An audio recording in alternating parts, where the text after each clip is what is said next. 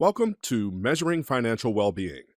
This course is being offered to meet some of the continuing education requirements for certified financial planners.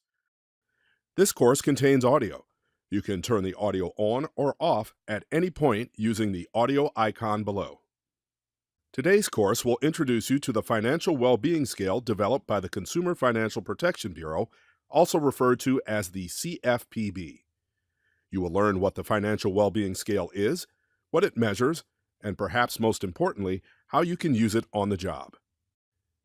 You may be taking this course to receive Continuing Education CE credit. This course is intended to provide 1 hour of CE toward the requirement for the Certified Financial Planner CFP designation. This course is an overview level course relating to the client and planner attitudes, values, biases, and behavioral finance objective in the CFP Education Framework for CE credit. This course will run 1 hour. To complete this course and receive the Continuing Education credit, pass a 10-question multiple-choice assessment with a score of 70% or better. After completing the course, you will know how to administer the Financial Well-Being Questionnaire and interpret the results. You'll have a useful tool for leading meaningful discussions with clients, a way to build trust and discover your client's true priorities, and a means to measure and to celebrate incremental progress. You will also be able to use the questionnaire to measure changes in financial well-being over time in individuals and populations. What do you think when you think of financial well-being? We all have a different answer to this question. As you might suspect, financial well-being is subjective. Let's look at an example. In this example, both men earn $85,000 a year, have more than $250 in savings, and stick to a budget. Despite having similar objective attributes, they feel very differently about their money positions. The CFPB's definition is intended to be universal no matter where you are in life and intuitive. The CFPB defines financial well-being as a state of being wherein you have control over day-to-day, month-to-month finances, have the capacity to absorb a financial shock, are on track to meet your financial goals, and have the financial freedom to make the choices that allow you to enjoy life. The CFPB's definition is based on the consumer's perspective revealed by nearly 60 hours of open-ended interviews. Since the CFPB released the definition, it has been adopted for use by financial educators, employers, foreign countries, and more. While many financial advisors use objective measures to understand a client group, such as income, net worth, cash flow, budget, balance sheet, debt-to-income ratio, and savings or investable assets, this information can be overwhelming for the client and for the planner and doesn't always give the whole picture. Another way to look at it is financial well-being means having a sense of financial security and financial freedom of choice in the present and in the future. Review the graph to see how the 4 elements work together. This definition probably aligns well with your client's goals. As a financial planner, you can help your clients achieve a sense of financial security and financial freedom of choice. Take a moment to check your understanding on the content covered so far. Answer the following question.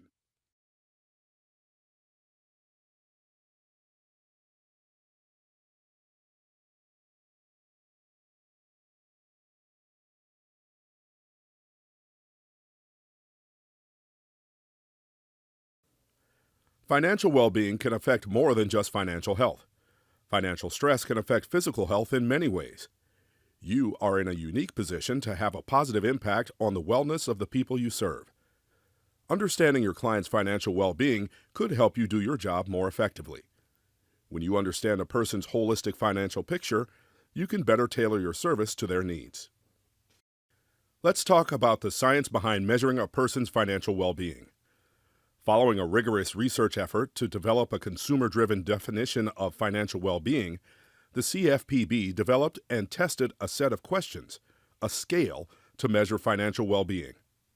The scale is designed to allow practitioners and researchers to accurately and consistently quantify and therefore observe something that is not directly observable.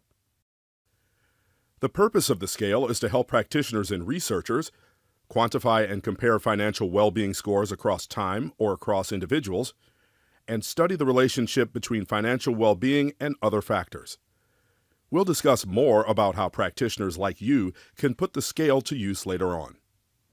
The Financial Well-Being Scale allows you to work together with your clients to discover solutions and plans of action.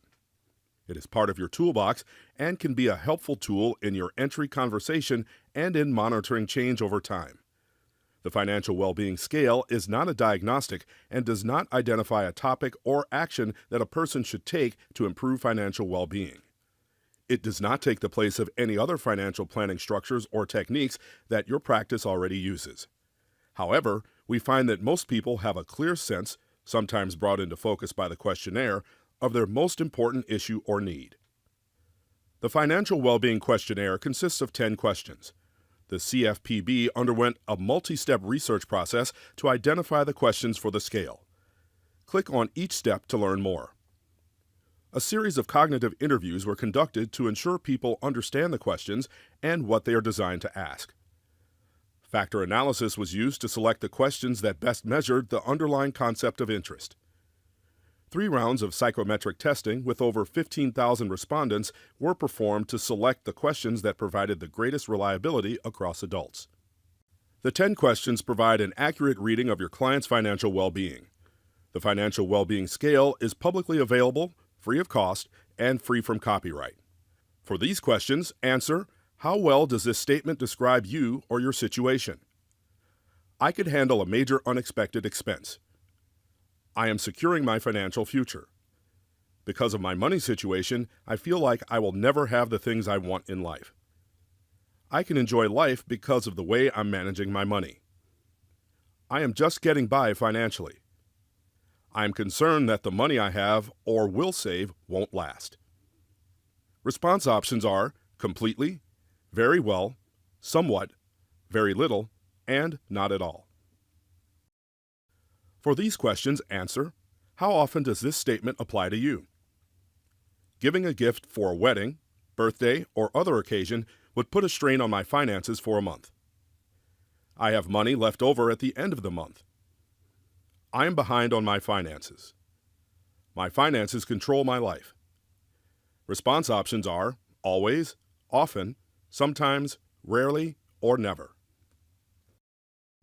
Once the questionnaire is completed, the financial well-being score can be determined. A person's financial well-being score is generally stable and should not vary much day to day. For this reason, it can be used to measure differences in an individual or a group over time. Use the questionnaire to measure changes in financial well-being over time in individuals and populations. Now that you understand the CFPB's definition of financial well-being and the purpose of the Financial Well-Being Scale, let's discuss how to administer and score the questionnaire. The questionnaire can be administered in 2 ways. First, the questionnaire can be self-administered. The client takes it independently and returns with their results for more conversation. Second, as the coach, you administer the questionnaire. This is the recommended way to administer the questionnaire. You sit down with your client, read the questions, and record their answers. Here are a few tips to follow when administering the questionnaire. As the administrator of the test, you should read the questions exactly as written and not steer the client toward an answer or your interpretation of a question. You must ask all the questions. You must score it as directed to get accurate, comparable results. Do not change the wording or avoid words you think are awkward. The questionnaire answers should reflect the client's own definition and understanding of the questions. When implementing the questionnaire, it's important to be prepared for a variety of reactions. Financial topics might trigger an emotional reaction in your client. The questions may bring memories and feelings to the surface. Be prepared for this and keep in mind that the financial planning profession is deeply connected to people working to achieve their important life goals. Your client may also ask about the wording used in the questionnaire. Encourage your client to use their own definitions. For example, if your client wants to know what constitutes a, quote, hard time, ask them to answer the question using their personal definition of what a hard time is. The CFPB's code is open source, so developers can use the code and the technical report to recreate the scale and scoring calculation.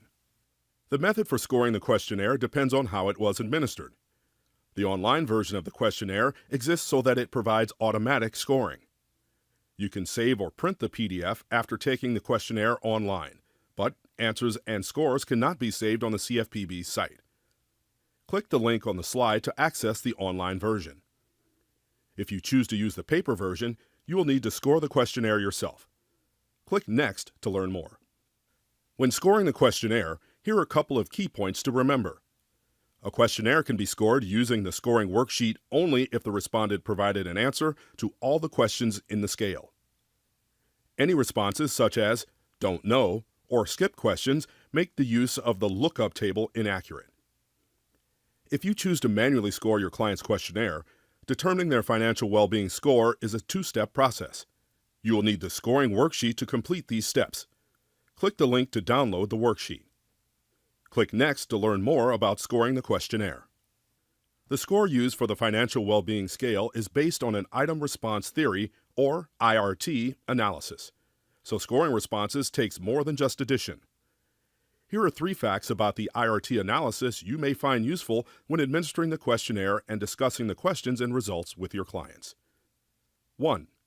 An IRT analysis underlies the scoring model used in standardized tests such as the SAT. 2. The IRT is a statistical method that provides a more precise measure than a simple summary score. And 3.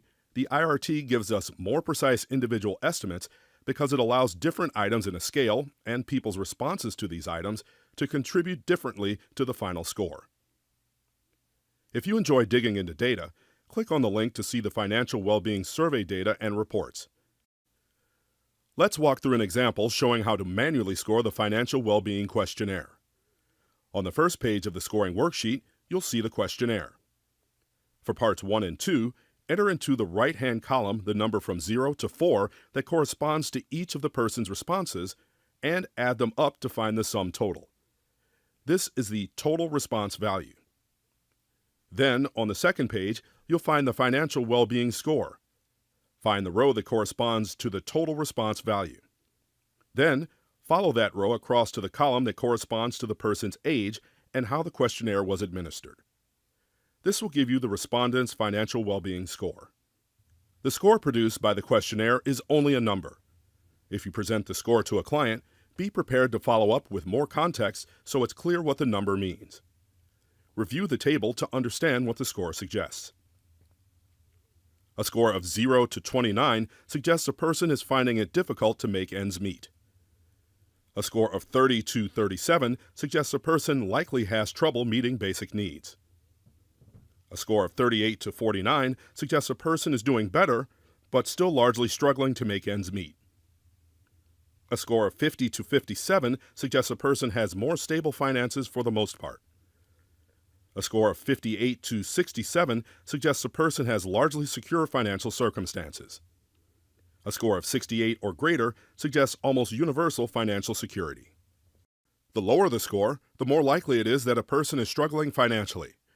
Top factors associated with higher financial well-being include a higher level of liquid savings, lack of a negative experience with a debt or credit product, and money skills and day-to-day management. Connie is a financial planner who works with clients of various backgrounds. Let's look at today's appointments and see how the financial well-being score helps her understand each client. Connie's first appointment is with Kira. Kira has a financial well-being score of 59. What do you think Kira's score means?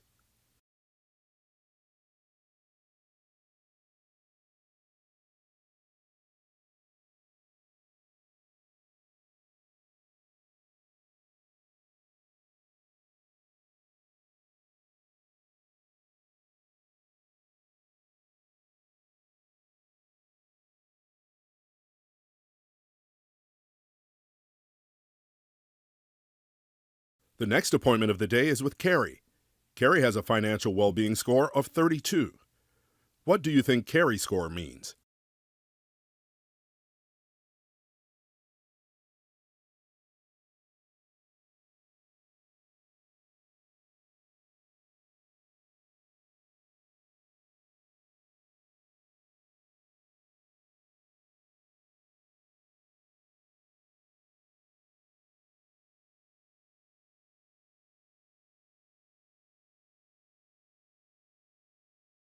Henry comes in next. His financial well-being score is 80. What do you think Henry's score means?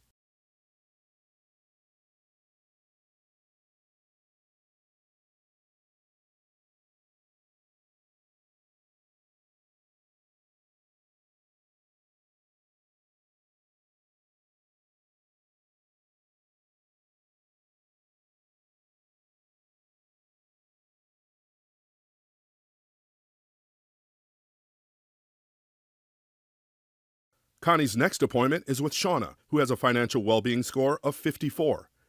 What do you think Shauna's score means?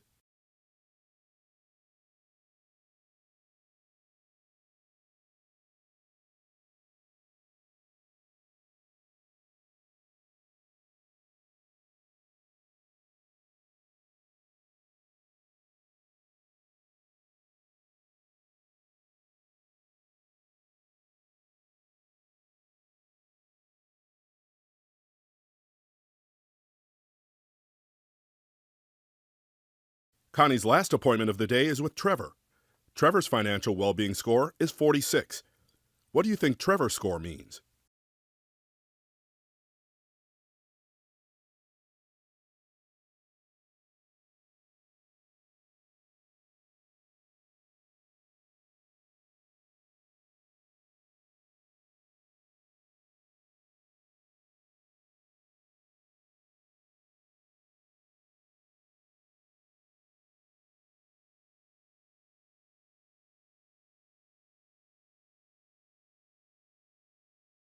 Take a moment to check your understanding on the content covered so far.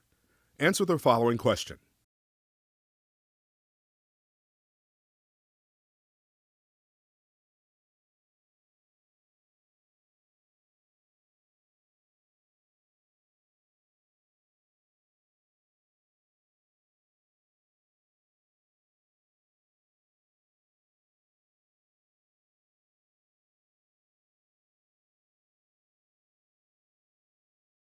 You now know how to administer the financial well-being questionnaire, how to calculate the respondent's score, and how to interpret that score. Now it's time to take a deeper look at how you might use the score with your clients. There are a variety of ways you might use the financial well-being scale at work. Initial assessment. The scale can be used to assess a person's financial well-being at intake. In addition, reviewing individual questions that make up the scale with a client could also help guide a conversation about their financial situation, both strengths and needs, in terms that resonate with and motivate clients. Tracking individual progress. The scale can be used to track changes in an individual's financial well-being. Tracking changes in the financial well-being score over time will provide you the most quantifiable measure of progress. You might also notice changes in how the client responds to individual items. This may provide individual insights into how individuals are experiencing their financial situations over time. Some changes may highlight an individual's preference in taking more control over money management or building stronger protections against financial shocks. Assessing program outcomes. The financial well-being scale provides a tool to measure the extent to which programs are improving the financial well-being of the individuals that they serve. Also, the scale can be used to measure the effectiveness of your firm's or practice's approach. Financial well-being research. More and more researchers are using the scale, the study, and the data generated by the tool to make connections and draw conclusions about financial well-being in the United States and abroad. Let's look at a scenario where a financial planner was able to use financial well-being to guide a conversation about her client's financial situation, both strengths and needs, in terms that will resonate and motivate her clients.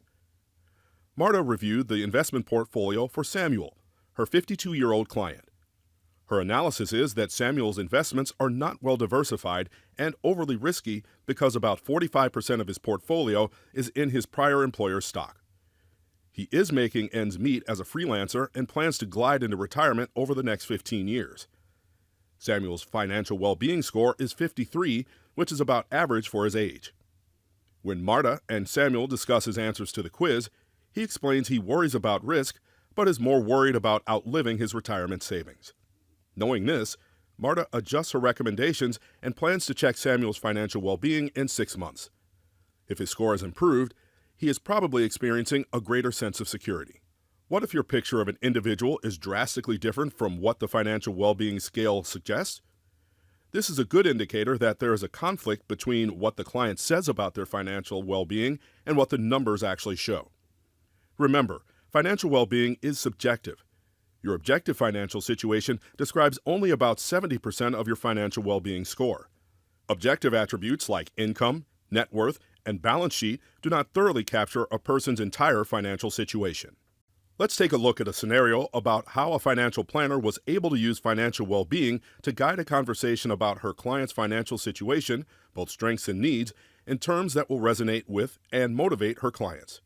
Divya is meeting her newest client, Daniel. He just started a business and has limited liquid savings at this time. A financial setback could completely wipe him out. Despite this prognosis, Daniel is very confident about his financial situation and his financial well-being score is well over 60. Divya thinks this is worrisome and would like to set up a savings goal for him. What do you think the best action for Divya is to take? If you thought that the best action is to have a conversation, you're right. Digging a little deeper can help you uncover why the client answered the way they did and can help identify strategies to bring the two views into alignment. Divya decides to speak with him about the disconnect between his actual financial situation and his financial well-being score. She finds out that Daniel's grandfather has agreed to provide him with financial support while he launches his business. In this situation, the financial well-being scale was able to uncover an unlisted resource that an objective financial picture would not reveal. If you realize the objective financial situation and the financial well-being score are incongruent for your client, you might take the following steps. Initiate a conversation with the client about the different views. Identify why the client answered as they did. Identify goals or strategies to bring the two views into alignment. The financial well-being score is intended to be fairly stable over time. This is what makes it a good method for measuring change with an individual client or in a client population over time. A change in the range of 3 to 5 points may be reasonable for a client to experience after working to improve finances for about 6 months or more. The score should respond to an actual change in a client's financial situation, such as setting a savings goal, starting a new habit, getting a higher paying job, or paying off a loan.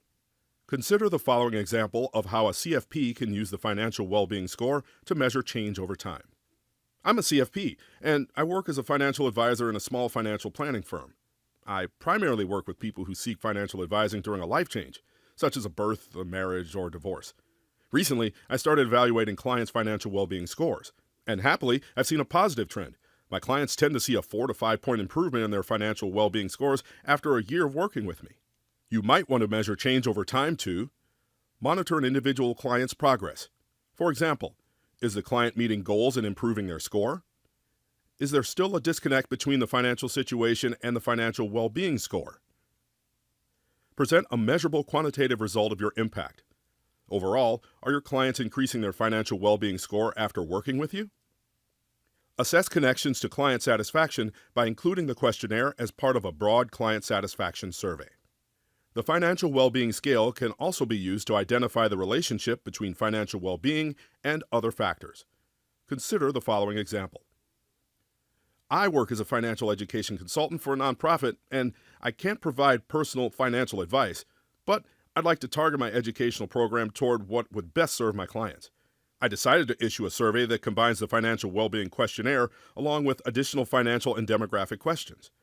I found that in my client population, higher financial well-being scores correlate with self-reported ability to save, and I decided to focus my next program on how to get started on an emergency fund.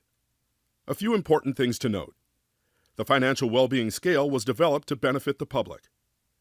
Financial well-being materials from the CFPB are publicly available for use at no cost, so anyone may reproduce, publish, or otherwise use this content without the CFPB's permission.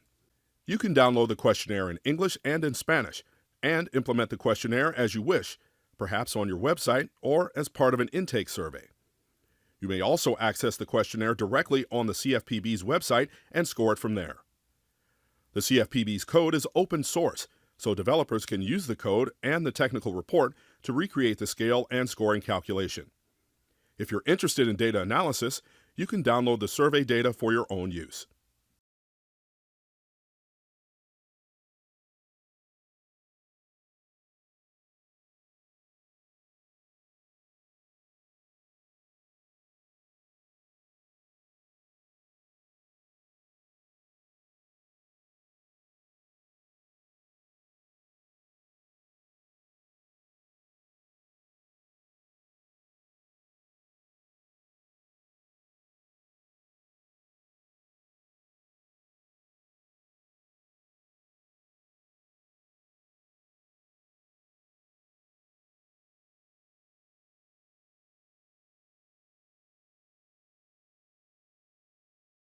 You have finished the course content for Measuring Financial Well-Being. In this course, we define financial well-being as having financial security and financial freedom to make the choices that allow you to enjoy life. Different people will have different definitions of financial security and financial freedom of choice, so it can be difficult to measure financial well-being. Using the financial well-being scale can help make the subjective quantifiable and measurable. This may help you, as a CFP, in developing a more rounded understanding of your client's financial picture and in measuring change of an individual or population over time. You are now able to administer, score, and interpret the financial well-being score. You will need to take the assessment to complete the course and receive CE credit. You may review the course as many times as you like before starting the assessment. Once you start the assessment, you will not be able to return to the course content. You must complete the assessment in one sitting. You must receive a score of 70% or higher to receive CE credit. You can take the assessment as many times as necessary to achieve 70% or higher. The assessment is 10 questions long and should not take more than 15 minutes to complete.